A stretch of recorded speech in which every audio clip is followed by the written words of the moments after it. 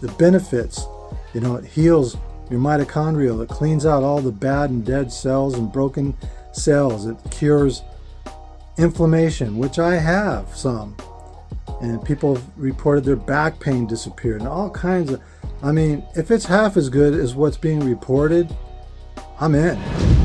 But through a dry fast, holy mackerel, I never got any food cravings like that.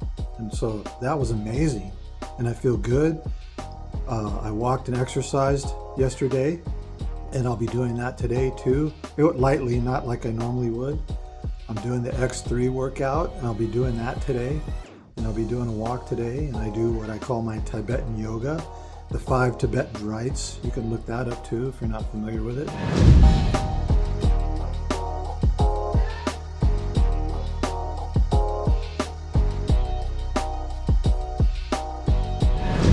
Hello, my friends.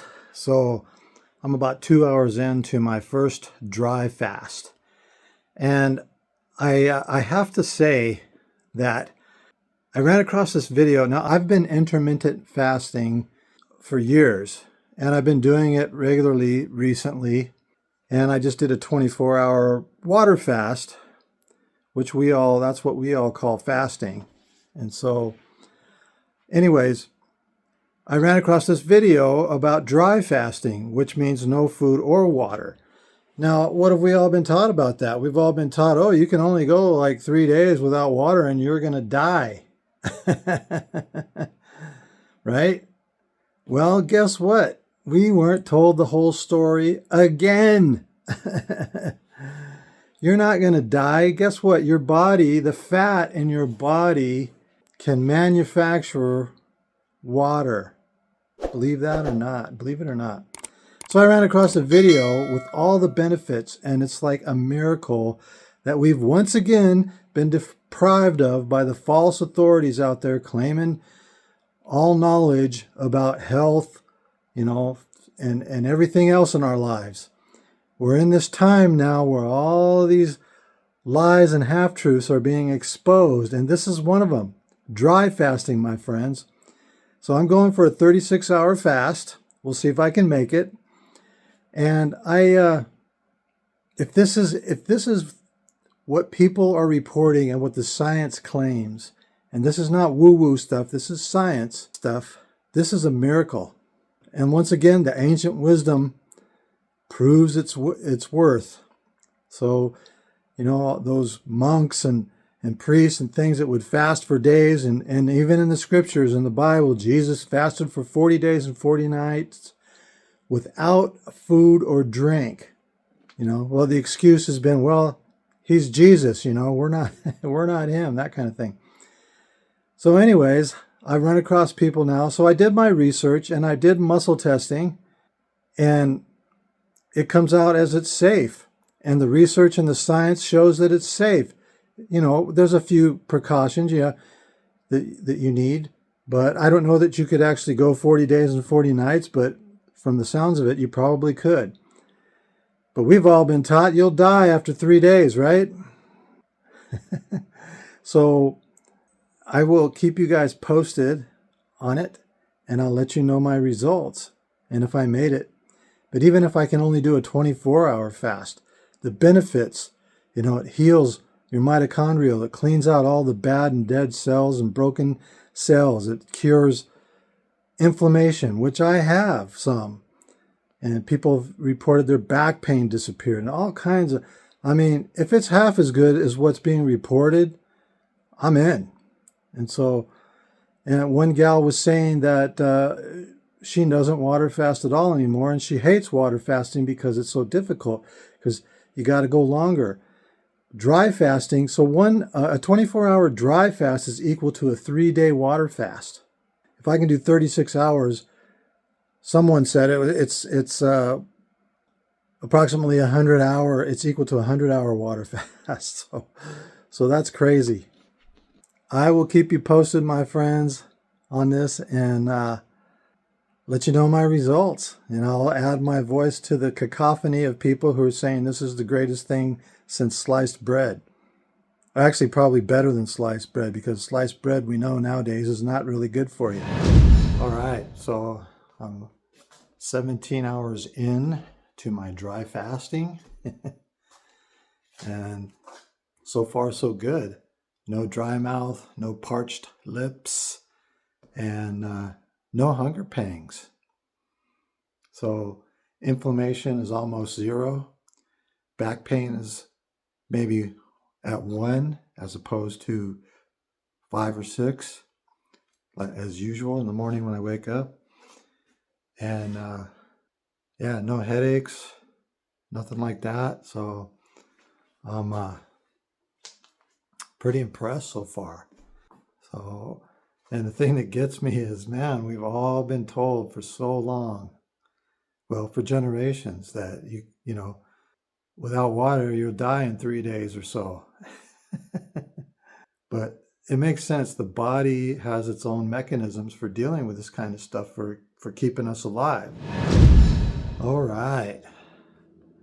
So it's been 40 hours. I've been fasting, dry fasting now. And I'm not depleted. Well, I'm slightly depleted. I can feel that from not eating or drinking, but I'm not hungry. My inflammation's gone. A slight little bit of back pain, just barely, but I can feel that that's on the mend. My immune system, according to the information, should be totally reset now. So I should be on my way. I've lost 7 pounds during this fast. We'll see how much comes back when I start eating and drinking. And so I'm going to drink some Soleil water, or salt water, which is water basically with some real salt dissolved into it. You can use real salt or pink Himalayan salt for that kind of thing. You can look up Soleil water if you're not familiar with that. And I'm going to eat some bone broth, get things moving again. And so I'm in. This is like a miracle. This has been the easiest fast I've ever done. And I've done water fasting on and off for years. So yeah, look into it, my friends. Dry fasting cures what ails you. Who knew? Who knew? All these years we've been taught that, oh, you can't be dehydrated for too long, you know, for more than 3 days and you'll die.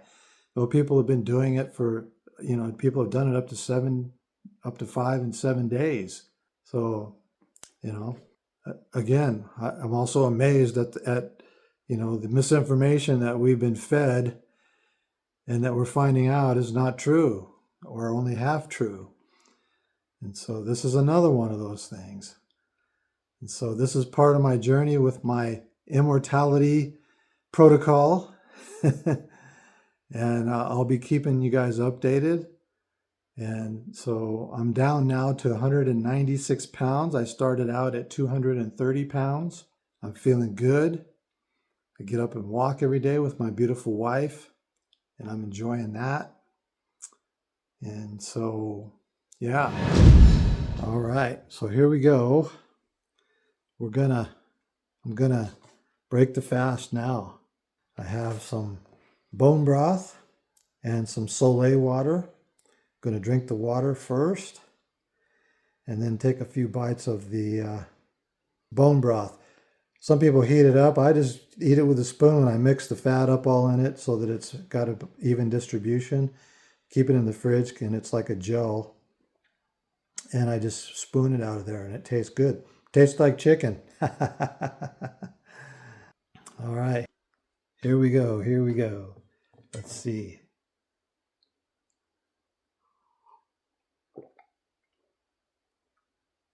Ah, body's going, yeah.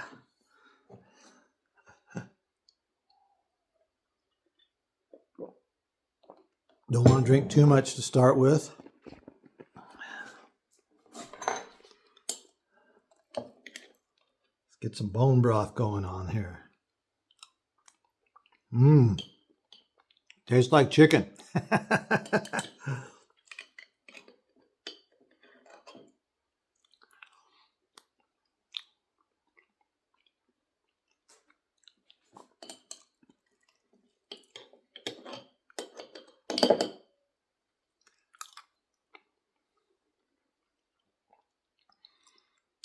So I'm going to continue on to on the carnivore diet.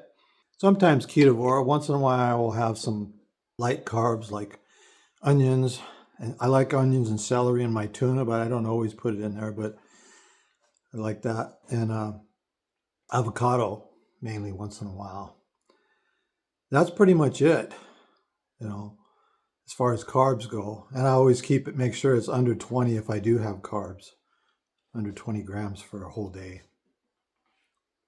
And I probably don't even eat that much, maybe 10 carbs mostly. So, but Thanksgiving's coming up, and so there will be a few, temptations there, but it's mostly psychological. I don't really have the cravings anymore. And that's the thing too, is I'm not craving the food. I didn't have any cravings on this fast. A few psychological tensions, but no food cravings like I get on a water fast. Usually on a water fast, the first day can be brutal, and once you get through that, then it's easier.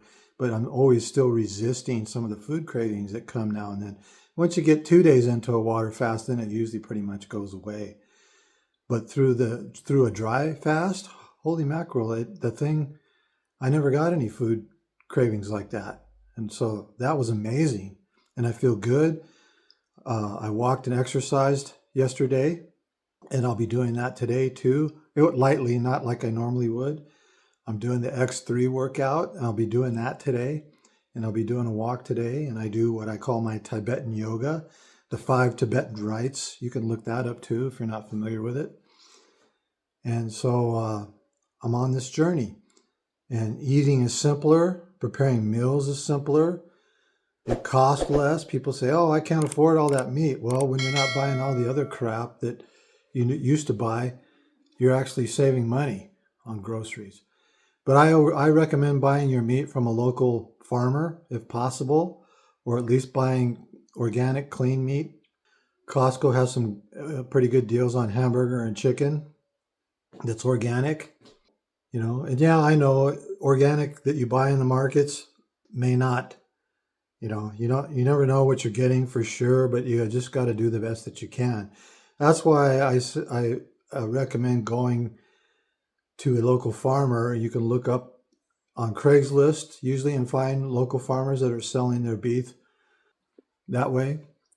And, you can do a Google search too for farm fresh beef or pasture raised beef. And it doesn't necessarily have to be organic certified. Most of those operations will let you come out and see the operation. Just as long as they're chemical free and they're raised on pasture, you're good, in my opinion.